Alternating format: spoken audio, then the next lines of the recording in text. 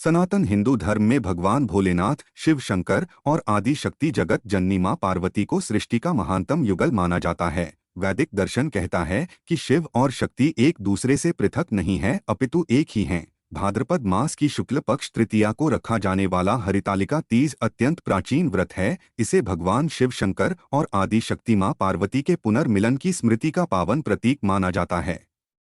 शिव महापुराण की कथा के अनुसार आदि काल में पिता दक्ष प्रजापति के यज्ञ में अपने स्वामी महादेव के अपमान से आहत होकर माता सती ने हवन कुंड में कूदकर प्राण त्याग दिए थे। तो दक्ष के यज्ञ के विध्वंस के बाद क्रुद्ध एवं क्षुब्ध होकर महादेव माता सती के निर्जीव देह को कंधे पर उठाकर पूरी धरती पर इधर-उधर डोलने लगे। उस दौरान जिन स्थानों पर माता सती के अंग गिरे वहां शक्तिपीठ बन गए।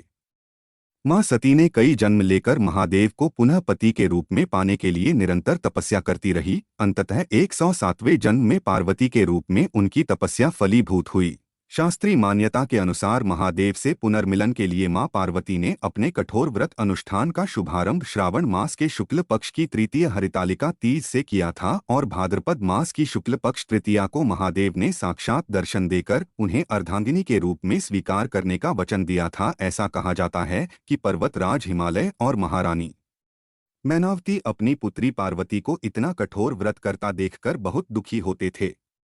कहीं माता पिता पार्वती का व्रत बीच में ही ना तुड़वा दे, इस आशंका और भय से मां पार्वती की दो सखियां जया और विजया ने वेश बदलकर उनका हरण कर उन्हें घने वन में ले गई थी ताकि माता पार्वती अपना अनुष्ठान पूर्ण कर सकें। हरतालिका शब्द दो शब्दों से मिलकर बना है, हरत और आलिका। हरत का अर्थ है हरण करना और आलिका का अर्थ है सखी। इस कारण यह पर्व हरतालिका तीज के नाम से विख्यात है।